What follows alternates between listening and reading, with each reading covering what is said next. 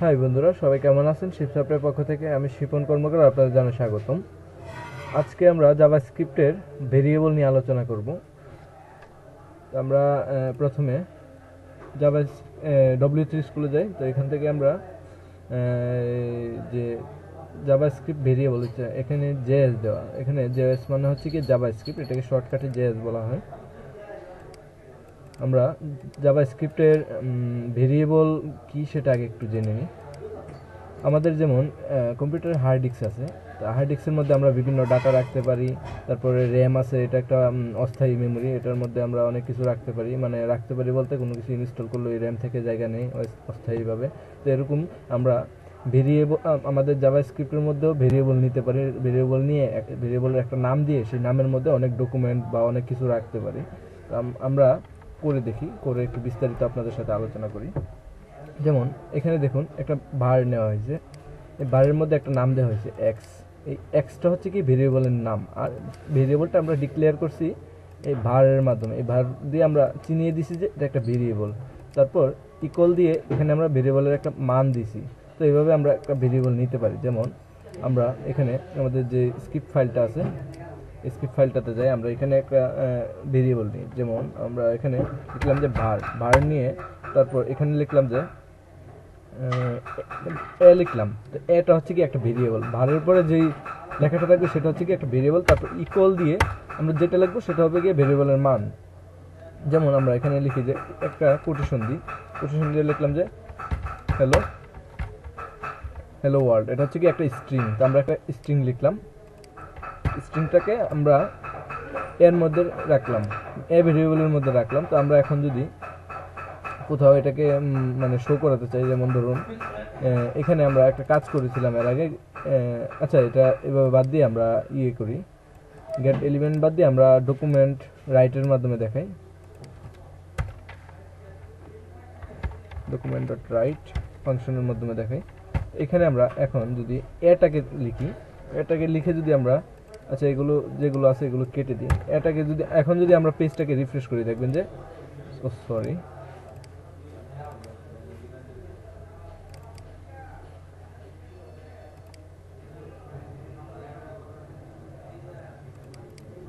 দেখিনি এটা কিনা।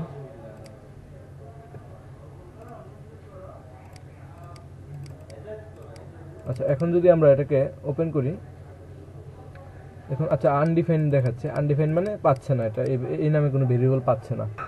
আচ্ছা, আনডিফাইন দেখানোর কারণ হচ্ছে কি, আমাদের এখানে দেখুন আমরা ভেরিয়েবলটা নিছি কোথায় পরে। তো আমাদের প্রোগ্রাম যখন চলে তখন সেটা যেখানে আমরা প্রোগ্রামটা চালাই তার পরে থেকে শুরু করে, এটা কিন্তু উল্টা উপরের দিকে যায় না, এটা উপর থেকে নিচের দিকে আসে। তো আমাদের আগে ভেরিয়েবলটাকে উপরে ডিক্লেয়ার করে আসতে হবে, তারপর এটা নিচে আমরা এটাকে শো করাতে হবে। যেমন আমরা ডকুমেন্ট রাইটের মাধ্যমে অ্যাঙ্কর ট্যাগটাকে ইকু করালাম, ইকু বলতে প্রিন্ট করালাম এখানে।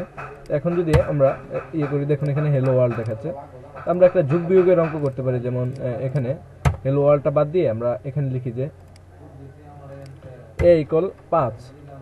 তারপর আরেকটা ভেরিয়েবল নিই আমরা, VAR ভার VE দিছি, VA হবে VAR বার ইকুয়াল এ ইকুয়াল, ধরুন এখানে লিখলাম যে 4।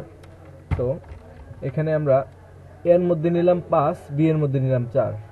তারপর আরেকটা ভেরিয়েবল নিই, লিখলাম যে TOTTL টোটাল লিখে টোটাল নামে আরেকটা ভেরিয়েবল নিলাম। তারপর ইকুয়াল দিয়ে কোটেশন টোটাল লিখে তারপর ইকুয়াল দিয়ে এখানে আমরা এটার সাথে এটাকে যোগ করাবো। তো এখন আমরা যোগ করাবো কিভাবে? 5কে 4-এর সাথে যোগ করাবো, নাকি এটা আমরা যেই ভেরিয়েবলে নিয়েছি সেই ভেরিয়েবল দুইটাকে যোগ করাবো? আমরা যদি এখন এটা এবং এটাকে যোগ করাই তাহলে এই দুইটা যোগ হয়ে যাবে। যেমন ধরুন আমরা এখানে লিখলাম যে এ যোগ বি। এখন আমরা এটাকে শেষ করলাম, শেষ করে যদি এখন আমরা টোটালটাকে ইকু করাই ডকুমেন্ট রাইটের মাধ্যমে, এখন কি হবে, আমাদের যে 5 আর 4 যোগ করে যা হয় এটা ডিসপ্লেতে দেখাবে। যেমন এখানে আমরা 5 আর 4কে যোগ করে কত দেখায়, 9। তো আশা করি বুঝতে পারছেন এটা কিভাবে করবেন। তো আমরা যদি এখন এখান থেকে মান চেঞ্জ করি, তো আমাদের আর এইগুলো বারবার চেঞ্জ করতে হবে না, মান চেঞ্জ করলে অটোমেটিক এখানে দেখাবে। তো আমরা এখানে লিখলাম যে 6 যোগ 5, দেখবেন যে অটোমেটিক এখানে ভ্যালু চেঞ্জ হয়ে যাচ্ছে। তো এখানে আমরা এগুলো আমাদের ভেরিয়েবলের কাজ অনেক দরকার লাগবে পরবর্তীতে যখন আমরা কাজ করবো। এটা একটু ভালো করে বোঝার ট্রাই করবেন। তো আশা করি যেটুকু বুঝাইছি সেটুকু তো বুঝতে পারছেন। এখন যদি আমরা চাই যে এটার পরে আরো একটা ভেরিয়েবল আমরা এটার সাথে শো করাবো, যেমন ধরুন আরেকটা ভেরিয়েবল নিয়ে আমরা var ইকুয়াল ধরুন যে আরেকটা নিলাম যে সি নামে ইকুয়াল আচ্ছা এখন দেখেন এখানে আমরা এর মান রাখছি 5।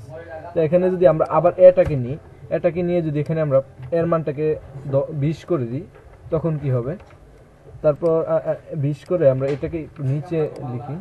এখন কি করবে আমাদের এই যে এর মান 20 ধরবে আর বি এর মান 6 ধরবে, তাহলে কত হবে 26।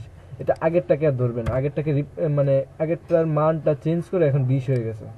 তো এখন 20 আর 6 কত হবে 26 দেখাবে, দেখবেন দেখুন 26 দেখাচ্ছে। তো আমাদের একটা ভেরিয়েবল যদি আগে থেকে নেওয়া থাকে, সেই ভেরিয়েবল সেম নামে যদি আরেকটা নিচে নিয়ে যদি সেটার মান অন্যটা দিই, তাহলে আগের মানটা নষ্ট করে সে নতুন করে আবার মান তৈরি করে নেবে। এখানে দেখুন এখানে তাই করছে, এটার এখন কোনো মূল্য নাই যেহেতু এটা আমরা আবার নিচে নিছি। আশা করি বুঝতে পারছেন। তো এখানে যদি আমরা আরেকটা মান নিই, যেমন সি নিলাম, সি নিয়ে এখানে আমরা একটা স্ট্রিং লিখি, যেমন ধরুন আমরা ডবল কোটেশনের মধ্যে লিখলাম যে টিকে টাকা, ঠিক আছে। এখন আমরা এই দুইটা মান টোটালের মধ্যে লিখলাম, ঠিক আছে। তো এখানে আবার আমরা এই যে সিটাকে, এই যে টাকা লাস্টে টাকাটা শো করবে, তো এটাকে এখানে আমরা সিটাকে ধরে দিতে পারি। সিটাকে কিভাবে ধরবো, এখানে আমরা প্লাস দেবো। প্লাসটা হচ্ছে কি আমরা কনক্রিট করতেছি একটার সাথে আরেকটাকে, কনক্রিট মানে একটার সাথে একটাকে যোগ করাচ্ছি যাতে কোনো সমস্যা না করে। যেমন আমরা এখানে সি লিখে দিলাম, সি লিখে এখন যদি আমরা এটাকে রিফ্রেশ করি দেখবেন যে 11 টাকা দেখাচ্ছে। তো আমরা যদি এখানে কনক্রিট না করি, প্লাসটা না দিই, তখন দেখবেন যে একটা সমস্যা দেখাবে। এই যে দেখেন কিছুই দেখাচ্ছে না। এটাকে যদি আমরা রাইট ক্লিক করে কনসোলে যাই, তখন আমরা সমস্যাটা দেখতে পারবো। এই যে দেখুন সিনট্যাক্স এরর মিসিং, এই যে এগুলো দেখাচ্ছে কত নাম্বার লাইনে, সব কিছু দেখিয়ে দিচ্ছে। এই কনসোলের কাজগুলো আমরা যদি কি বলে ক্রোম ব্রাউজার থেকে দেখি তাহলে আরো ভালো করে দেখা যাবে। তো এখানে আমরা মজিলাতে দেখতেছি, তার কারণে একটু বুঝতে সমস্যা হচ্ছে। তো এখানে আমরা যখনই কোনো আরেকটা এলিমেন্টের সাথে আরেকটা এলিমেন্ট যোগ করানোর দরকার লাগবে, তখন আমরা প্লাস দিয়ে যোগ করাবো। আর এখানে স্পেস দিতে হবে তেমন কোনো বাধ্যতা নাই, স্পেস দিলে একটু সুন্দর লাগে, এটাই মূল কথা। আপনি যদি চান যে এখানে সি না, আপনি ডাইরেক্ট লিখে দিবেন যে টাকা, তাহলে আপনি এইভাবে সেমভাবে এখানে দুটা কোটেশন দিয়ে টাকা লিখে দিতে পারেন, কোনো সমস্যা নেই, ভেরিয়েবল না নিলে চলবে। তখন দেখুন দেখাচ্ছে সেম কাজ হচ্ছে। তো আশা করি বুঝতে পারছেন যে ভেরিয়েবল কি, ভেরিয়েবল কিভাবে ডিক্লেয়ার করতে হয়। তো এখানে আরো বিস্তারিত দেখানো আছে, আমি আর বিস্তারিত দেখাচ্ছি না, বিস্তারিত দেখলে আপনারা আরো ক্লিয়ার হয়ে যাবেন। তারপরে আমরা operators, arithmetic operators, assignment operators এগুলো নিয়ে আলোচনা করব। তো ধন্যবাদ, আজকে এই পর্যন্তই। সবাই ভালো থাকবেন, ধন্যবাদ।